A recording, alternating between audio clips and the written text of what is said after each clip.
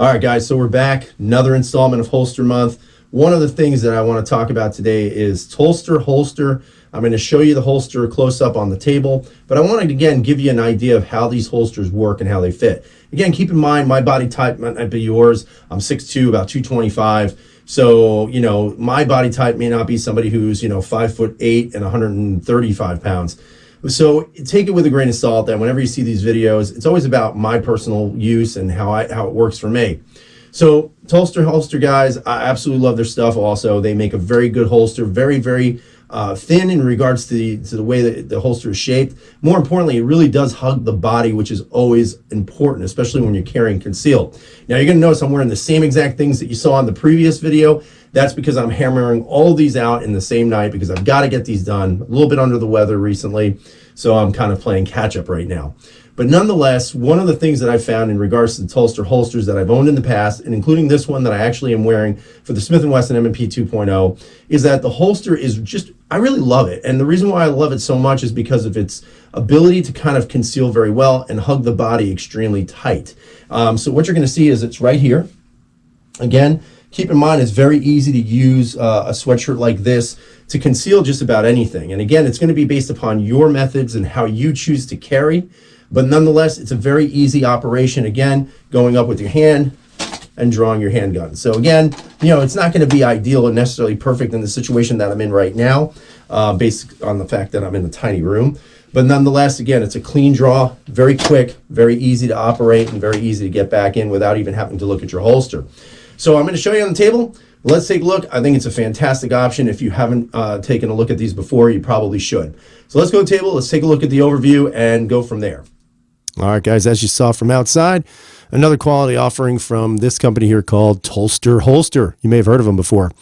So again, these are, again, a very well-known holster company that pushes out some really good stuff, always constantly upgrading their lines. And that's one of the things that, I have to say in regards to some of these companies is you can always determine who's a good company versus who might not be. Any company that's out there that's producing these products and then continually upgrades what they're pushing, and then on top of that also provides more options for guns that are constantly being released. Obviously with SHOT Show coming up in January, I think it's going to be good to see these companies continue to expand, and especially if we throw them our business, I think it gives the opportunity for these industries to keep on growing and become healthy, and even more importantly, keep prices competitive. I've noticed that with certain companies out there, their prices keep going up, even though they're not really necessarily changing the game, so to speak. But again, how much can you really change in the holster market? Is there anything really revolutionary coming out? Maybe, maybe not. But again, sometimes you don't need to be revolutionary. Sometimes you just need to keep doing quality stuff, which brings me to Tulster holster. Now, again, this holster right here is for the M&P 2.0 compact that you see on the table. And one of the things that I'm going to jump out and say right away, something that I've noticed about Tulster holsters in the past, including this one here, is that their profile is extremely thin. One of the things that some people may say about these types of Kydex holsters is that they tend to be a little bit more big, fat, blocky, thick, whatever you want to call it. But carrying it, it's extremely easy to conceal these guns with these types of holsters, especially when it is, again, a very thin profile. You'll notice there's no big lip here where the clip is or anything like that. And everything is a very, very nice linear kind of design, nice pattern, nice mold, really, just to say it flatly.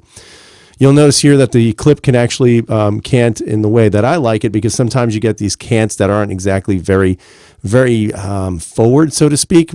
Sometimes they're a little bit more like this, or sometimes they're way too forward like that. But this tends to be, for me, as a wearer of this holster, it tends to just fit right. It is snug to the body.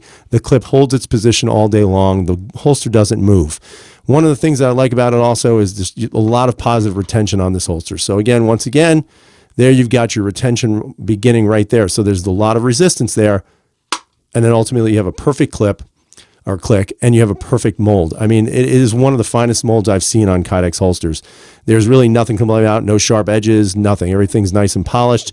And again, one of the things that I enjoy about this holster in particular is the fact that you have a very, very good purchase on the gun. That's a big thing for me. It's very important for me because I don't want to have my finger rubbing up on Kydex, a clip, metal, buckles, whatever the heck it is that's on a holster.